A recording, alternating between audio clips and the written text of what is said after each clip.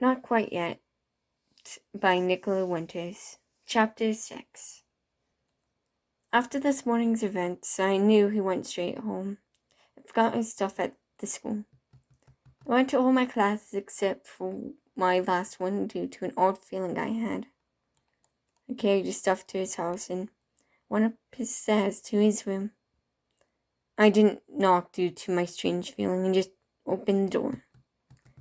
Gabriel sat there motionless by his bed, with his arms covered in deadly cuts, mixed with horizontal ones. His chest was still moving, and I collapsed next to him for a moment, dropping everything I had on me, before I realized I could save him. Please be alright. You told me that you'd tell me if something was wrong. Why did you lie about that? I wrapped my arms around him and picked him up, laying him down on the bed.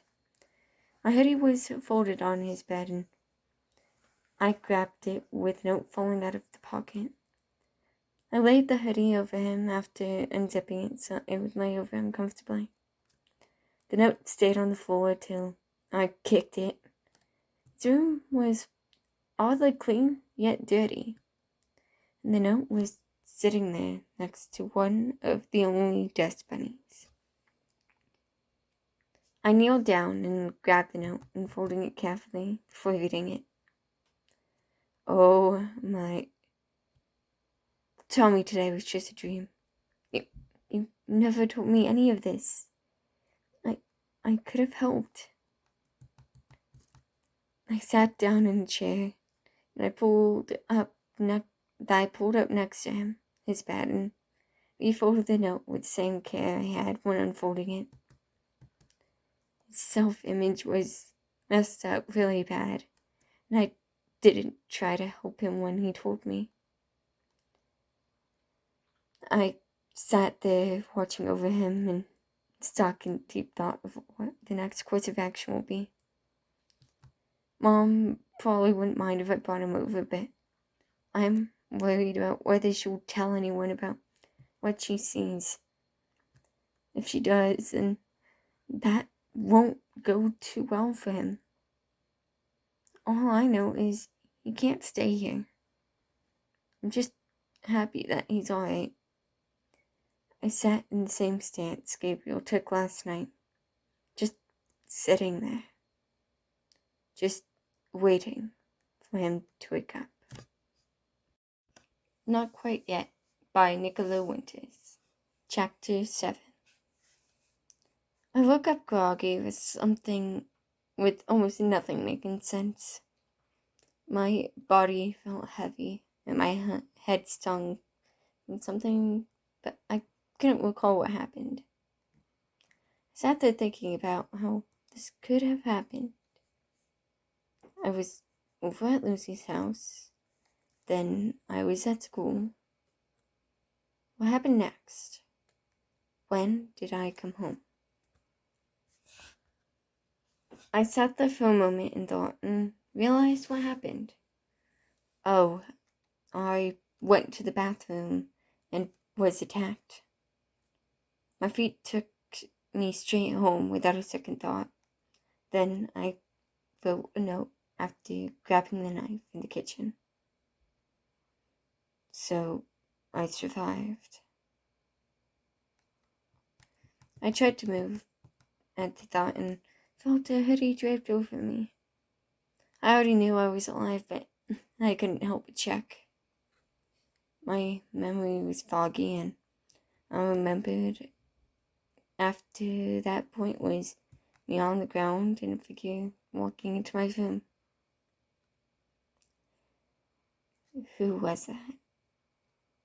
How am I alive? And now that I think about it, if it was anyone but one person, I would be at the hospital. Shit. Did Lucy see me like this in this state?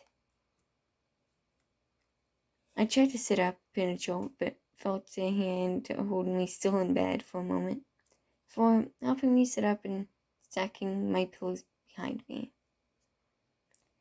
Hey, calm down. It's just me, Victor said, looking at me as if he'd been crying for a while. I looked at the clock to find that it was near midnight. Damn it. Why couldn't I just get that right? Why must I stay in a will that clearly didn't want me? I'm glad that you're alright.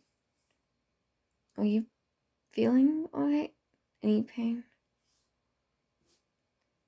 I'm fine, I lied in a mumble. My arms felt like they are in searing pain, and I have half a headache.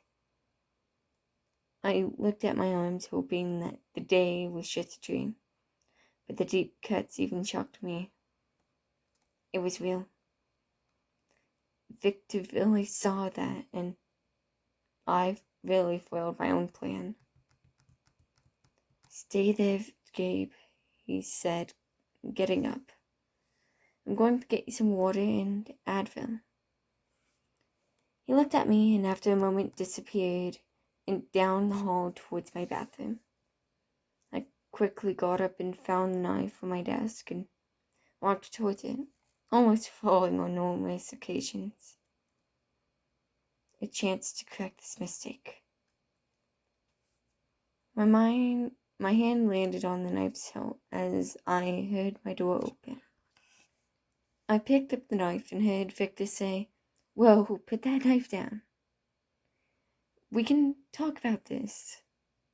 He was inching closer to me, and without thinking, I placed a note to my throat. My knife to the throat. Victor flashed across the room and hit the knife out of my hand. "Gabe," he said, trying to find the right words. I crumpled into his arms and just started crying. "Let it out. It will be all right. We'll figure it all out," he said, just sitting there letting me hug him. After about an hour, I stopped crying and looked up at him. "Maybe we should get some rest. I still need to go to school tomorrow." "Lucy, why did you save me?" I asked quietly, and there was an awkward silence. Victor looked at me and said, "I got worried after you left school and left everything there, so I skipped my first period and came to drop off your stuff and found you on the ground. I care about you, idiot. Don't do something that stupid again." He sounded upset, but not like a mad upset type of upset, but more of a sad and worried kind. "You were better off without me," I said quietly, half expecting that he was going to punch me in the shoulder like he normally does when I say stuff like that. He just sat there, shaking and looking at me. "That doesn't change the fact that I think of you as my brother," Victor said quietly, his eyes looking away from me. "You leaving would be a catastrophic explosion. There's so much time left for everything to change and get better. So please, don't give up quite yet." "I'm sorry, but I couldn't do it anymore," said, looking down at the deep cuts on my wrist. "We could have helped you. I'm always here to talk. Okay, when you want to or need to. Just please don't keep bottling it up like this," Victor said, grabbing my hands. "I would like it if you stopped doing this, but I know it will take a while and it's hard to overcome. I'm here to help you with this battle. You will not be doing this alone ever again." "But," I said before Victor stopped me, "but nothing. I'm not going to let you go through this alone. Let's get those wounds rewrapped," he said, letting me go. We both stood up and walked towards the bed, stumbling on some of my steps, Victor catching me. "After this, you'll be staying right here," he said, after he made me take a seat. He took some bandages and wrapped my arms. "Gabe, how long has everything been going on?" Victor asked, looking like he's deep in thought.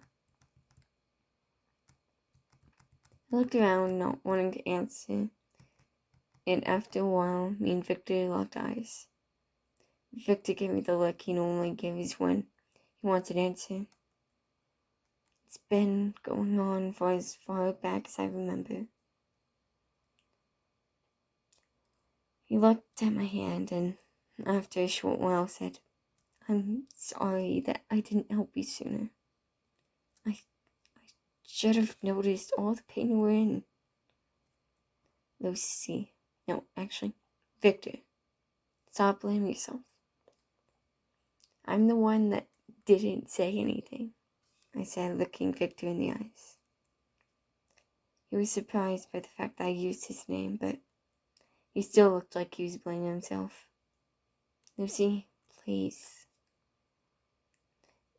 We should probably get some sleep," Victor said, coming to me, sitting next to me in the chair.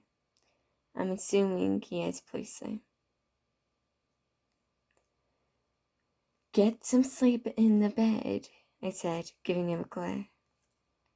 He wouldn't sleep if he was to try to sleep in the chair or anywhere else. "It's your house though when you're injured," Victor said, leaning back in my chair. "That doesn't matter. I can sleep anywhere. Well, I know you won't sleep if you aren't in a bed," I said. Victor, knowing how stubborn I can be, got up and got on the bed.